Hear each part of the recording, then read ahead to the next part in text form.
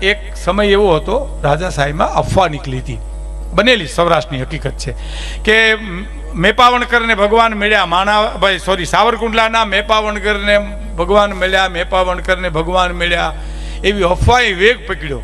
કારણ કે અફવા બહુ ઉપડે. આપણે દાતાર બાપુ પટેલ બાપા હતા ત્યારે એક અફવા નીકળી હતી, પટેલ બાપાનું દેહ છૂટી ગયો, શરીર શાંત થઈ ગયું. પછી મામલતદાર રવિયા સાહેબ હતા, એને ખુલાસો આપી દીધો હરદેવભાઈ કે ભાઈ પટેલ બાપા એમનેમ છે, આ તો અફવા છે. એમાં તેથી મને એક જણો કાળવા મળ્યો, મને કે પટેલ બાપાનું શરીર શાંત થઈ ગયું. મેં કીધું તમે ફૂલ છાપ વાંચી લ્યો, એમાં મામલતદાર લખી નાખ્યું છે કાંઈ શરીર શાંત થયું નથી, શરીર એમનેમ છે અને તબિયત સારી છે એમ મને કે. મેં વાંચી લ્યો ને, હું ખોટું બોલતો હતો ફૂલ છાપમાં, એમાં છે મામલતદાર સાહેબે લખ્યું છે એમ. તો પરબનું હાંભળ્યું સાચું ખોટું, હવે એને ગમે એને ઉપાડવા હતા, હવે એને ઉપાડવા એને તમે શું કરો, અફવા હોય નહીં હે. એવી અફવા નીકળી કે ભાવનગર મહારાજને કોઈ જઈને કીધું કે આપણું સાવરકુંડલા ખરું ને બાપુ, તો હા ત્યાંનો મેપવણકર ખરો ને, તો હા એને ભગવાન મળ્યા એમ, તો કે હા. અને પછી સાહેબ ભાવનગર મહારાજા રસાલો આખો લઈ અને આવ્યા ક્યાં, સાવરકુંડલા. પૂછ્યું વણકરવાસ પરવારી, આખો રસાલો ન્યા ગયો. મેપાવણકરનું ઘર તો જો સામે બેઠો બેઠો વેજાવણ, એ ત્યાં જઈ 18 પાદરનો ધણી એમ કે છે કે મેપાવણકર તારું નામ, તો હા બાપુ મારું નામ. તને ભગવાન મળ્યા, તો કે હા બાપુ ભગવાન મળ્યા એમ. એની સાબિતી હું, તો તમે અહીંયા આવ્યા ઈ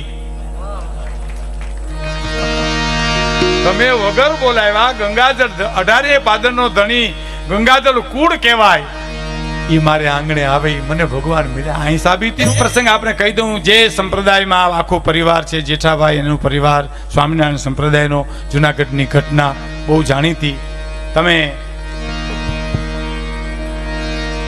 સાંભળી તો હશે, પણ ગમે એટલી વાર સાંભળો તો આ ગમે એવી વાત છે. આ દુનિયામાં બાપજી આશીર્વાદ કોઈ દેવાની વસ્તુ નથી અને શ્રાપે દેવાની વસ્તુ નથી સાહેબ. એ નીકળી જાય છે, એને જગતની કોઈ શક્તિ રોકી શકે નહીં.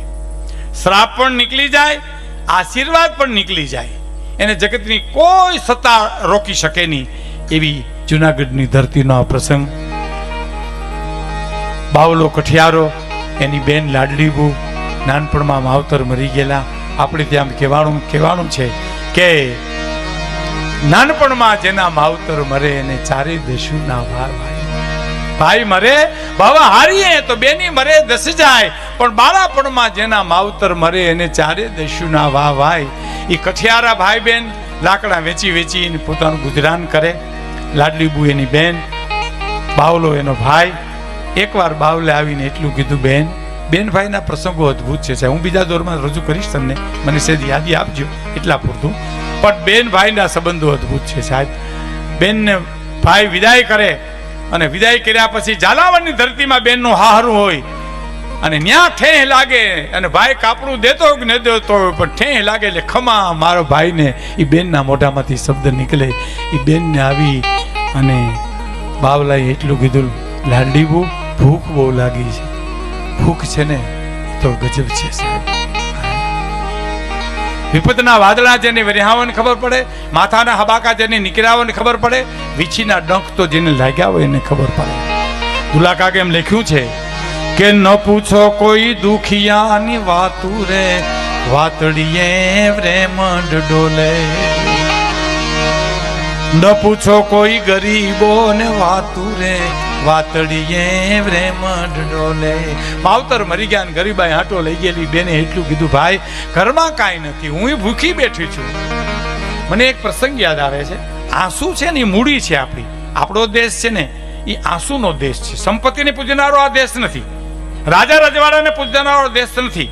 અમારા હરિદ્રા બ્રહ્મચારી બાપુ એમ કહેતા કે આંસુથી હૃદય ભીનું થાય તો તમને ગળે વાત ઉતરે, બાકી ઉતરે નહીં કોઈ દિવસ વાત સાહેબ. ધરતી ભીની હોય તો જ એમાં કંઈક ઉગે, એમ હૃદય ભીનું હોય તો જ કંઈક ઉતરે સાહેબ. અને આંસુ છે આપણા દેશ. અને આ રાજા રજવાડાને પૂજનારો આ દેશ નથી. આ દેશ તો રાજા રજવાડાને ઠોકર મારી નીકળી જાય એ ગોપીચંદ ભરતરી અને બુદ્ધને પૂજનારો દેશ છે સાહેબ. અરે આંખમાંથી આંસુ મંડી પાડવા લાડલીબુ, ભાઈ કાંઈ નથી ઘરમાં, હું એ કાલની ભૂખી બેઠી છું. તો લાવ બેન દાંતડું, હું લાકડા કાપી આવું, લાકડા વેચાવીને કંઈક લઈ આવું, કલ્પના તો કરો છો, લાકડા વેચીને કંઈક લઈ આવે એમાં ગુજરાન કરે, એની આ સંસ્કૃતિને જીવતી રાખી છે સાહેબ. કે ભાઈ દાંતરડું સારું હોય, લાકડા કાપે હું તો હું નો લાકડા કાપી આવું, કે તઈ બૂંધું થઈ ગયું તો લાવ્યું લુવાર ને કકરાવી આવું. એ દાંતરડું લઈ લુવારની કોલે જઈ અને બેઠો. ઘરાક જાય પછી આપણે દુકાને ઉધાર લેવું હોય ને તે બીજા ગ્રાહકો હોયા જાય ને પછી આપણે વેપારીને કહી શકીએ સાહેબ. આ શું મૂડી છે. એક દીકરી આવીને એની માને એમ કીધું ને, વચ્ચે વાત કરી દઉં હો, કે માં ભૂખ બહુ લાગી, ખાવું છે. તેની માં રોવા માંડી. એટલે દીકરાએ શું કીધું કે રોવા હું માંડી માં, આપણી પાસે આંસુ છે તો આપણે ગરીબ નો કહેવાય, આપણી મૂડીવાન જીવાય છે. આપણી પાસે આંસુ છે આપણી પાસે. હે એમ ઘરાક વયા જાય પછી ઈ બાવલો એમ કે છે લુવાને, આ દાંતરડું કકરી દેશો મને, પૈસા છે? પૈસા નથી. તો કેની ઉપર કકરી દઉં? મારા બાપની ખાનદાની ઉપર કકરી દે. હે કે મારા બાપની ખાનદાની ઉપર કકરી દે. આ ભાવ નહીં ચૂકવાય તો આવતો ભાવ તારે પેટ અવતાર ઋણ ચૂકવી દઈશ. પણ દાંતરડું કકરી, અમે ભાઈ બેન ભૂખ્યા છીએ, લાકડા કાપવા જવા છે. દાંતરડું કકરી દીધું, લાકડા કાપવા ગિરનારમાં ગયા સાહેબ, ડુંગરમાં લાકડા પારા કાપી. આહા, બે ભાઈ બેન આવે દામોકુંડની પાસે ગુણાતીતાનંદ સ્વામિનારાયણ સંપ્રદાયના સંત બેઠેલા. એને ટાઈટ બહુ વાતી હતી સાહેબ, આખું શરીર ધ્રુજે. એટલે બાવલાની નજર પડી ગઈ કે લાડીબુ તો સાધુને ટાઈટ વાય છે, સંતને સ્વામીજીને. એટલે બે ભાઈ બેન જઈ કે સ્વામીજી ટાઈટ વાય? તો કે બેટા બહુ ટાઈટ વાય, બહુ ટાઈટ વાય સ્વામીજી. તો કા તાપણું કરી દઉં? જે લાકડા વેચીને ગુજરાન કરવું છે એનો પઠ્ઠો કરી દીધો સાહેબ. ઉદારતા તો જો તમે સાહેબ, લાકડાનો પઠ્ઠો કર્યો, તાપ કર્યો. ગુણાતીતાનંદ સ્વામીની ટાઈટ ઉડી, અંદરથી શબ્દો નીકળ્યા સાહેબ, નીકળી જાય, કાઢવા ન પડે. શબ્દો નીકળી ગયા. બાવલા, આજથી તારી ઉપરથી ભારો ઉતરી ગયો લાકડાનો કાયમને માટે. બેટા તારા માથેથી લાકડાનો ભારો આજથી કાયમને માટે ઉતરી ગયો. 3 વાર બોલ્યા હો. અને લાડલીબુને કઠિયારો બાવલો એમ કે છે, જો સાધુ કેવા રાજી થઈ ગયા. એક ભઠ્ઠો કરી દીધો તો એમ જ કે તારે માથેથી ભારો ઉતરી ગયો. સંતના શબ્દો સાચા પડ્યા સાહેબ. લાડલીબુ બહુ રૂપાળી હતી. જુનાગઢ નવાબ સાહેબે એની સાથે લગ્ન કર્યા, બેગમ બનાવી. બાવલો કઠિયારો મટીને બાઉદીનભાઈ દિવાન બન્યા, જેના નામની બાઉદીન કોલેજ છે સાહેબ. બાઉદીનભાઈ દિવાન બન્યા. એટલું નહીં, અને બાઉદીનભાઈ નજીવો એક કર નાખ્યો પ્રજા ઉપર, તો પ્રજા હોવાઈ ગઈ. ધાડાના ધાડા આવ્યા. બાઉદીનભાઈને બંગલે આવીને કીધું કે એટલો કર અમારાથી નહીં ભરાય, એટલો વેરો અમે કેમ ભરી હગ્યા? અને આમ જરૂખે આવ્યા બાઉદીનભાઈ, અને આવીને કીધું, આમ જોયું મદની હામું જનમેદની, કે શું કહો છો કે એટલો કર નહીં ભરાય બાપા, અમારાથી એટલો કર નહીં ભરાય. એટલે બાઉદીનભાઈ બોલ્યા કે એક નજીવો કર તમારાથી નહીં ભરાય? કે નો ભરાય બાપા, નો ભરાય. એમાં ઓલો લુવાર આગળ આવીને એટલું કે છે કે બાઉદીનભાઈ, નો હોય તી દાંતરડા કકરાવાના નો હોય બાપ. હે કે નો હોય તી દાંતરડા કકરાવાના નો હોય. અને જબકારો થયો અને વીજળી થઈ અને રૂવાડે યાદ આવી ગઈ કે હા મારો સમય એવો હતો, કર માફ કરી દીધો સાહેબ. એ સંત ન હોત જગતમાં તો જલી જાત બ્રહ્મા.